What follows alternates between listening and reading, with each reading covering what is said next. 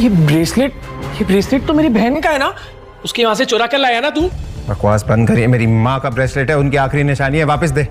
नहीं दूंगा। क्या करेगा? वापस कर। वापस चाहिए।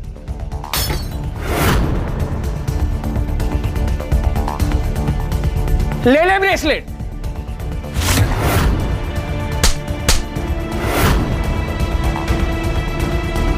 मैं अपने गुस्से को कंट्रोल कर रहा था, लेकिन तूने मजबूर कर दिया मुझे आउट ऑफ कंट्रोल होने में।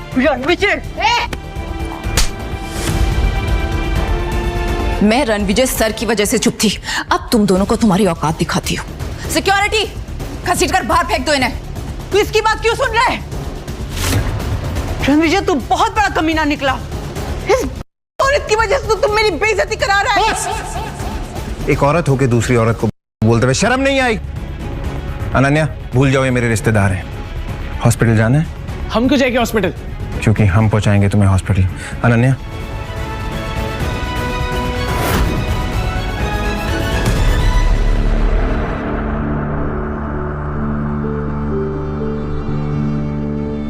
सर उन दोनों को सबक सिखा दिया है।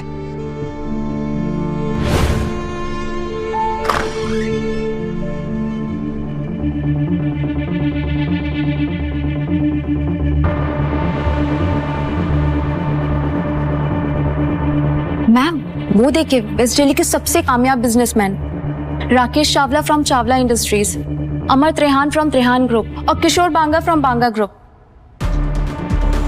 Good evening gentleman, how are you? Good evening, good evening. तो मेरे सामने साउथ दिल्ली के इतने बड़े बड़े नाम खड़े हैं एंड आई होप कि आप सब इस नए प्रोजेक्ट में मेरा साथ देंगे। आप जैसे विजनरी सीईओ के साथ कौन नहीं जुड़ना चाहेगा मिस कपूर?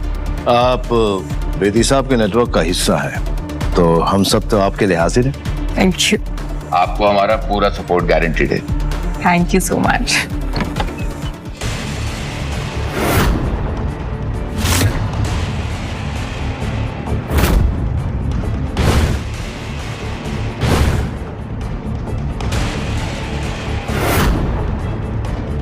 ईरा मैम, आपका एच लूजर हस्बैंड यहाँ पे क्या कर रहा है?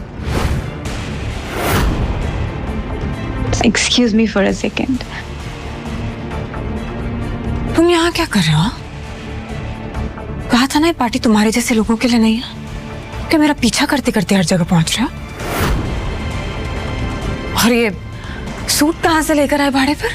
जहां तक मुझे याद है मैंने डिवोर्स पेपर्स पे साइन कर दिया है, तो मैं क्या पहनूं, कहां जाऊं, that's none of your business. Hello hello Ira बेटा, आकाश और मैं हॉस्पिटल में। रणविजय मिला था एक लड़की के साथ। मैंने तो सिर्फ इतना ही पूछा था कि ये लड़की कौन है, तो उस चुड़ैल ने मुझे थप्पड़ मारा।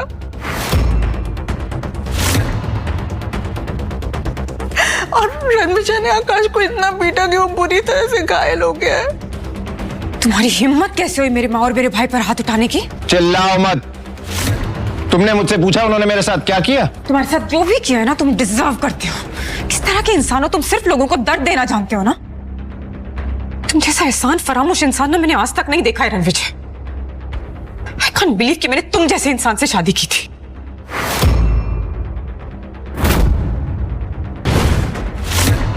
उन्होंने मेरे साथ बदतमीजी की, मेरे साथ जो लड़की थी उसे बुरा भला कहा और मेरी माँ के हीरो का ब्रेसलेट तोड़ दिया। पर तुमने कविता मैम और आकाश सर को हाथ कैसे लगाया?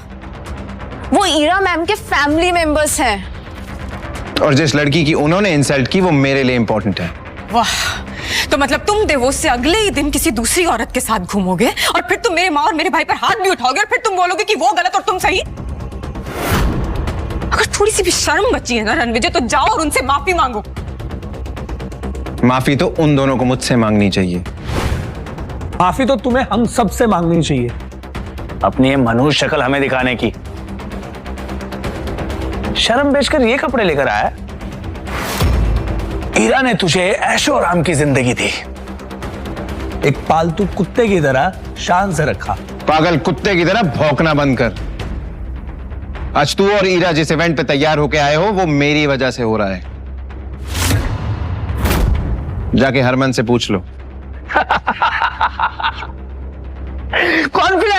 कॉन्फिडेंस देखिए इस लड़के का, जेब में चवन्नी नहीं है और दांव करने चला है कि जैसे ताजमहल इसने बनवाया है।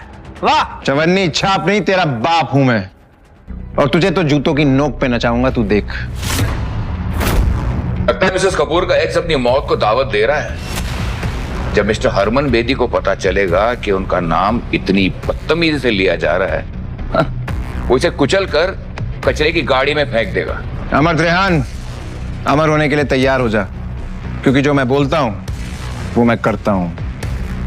रणविजय, अब एक शब्द और नहीं सुनूंगी मैं। कल थप्पड़ खाकर तुम्हें समझ में नहीं आया क्या? अब क्या धक्के मारकर निकालूंगी तब समझ में आएगा? छतरपुर के हुक्म का नाम लेकर तमाशा करोगे? जमीन पर घुटने के बल बैठकर माफी मांगो अभी। चावला, तुझे तो मैं भीख भी ना दूं, तू घुटने टेकने की बात कर रहा है। अगर राकेश चावला जैसा बड़ा बिजनेसमैन तुम्हारी भीख के लायक नहीं है, तो मैं अमर त्रेहान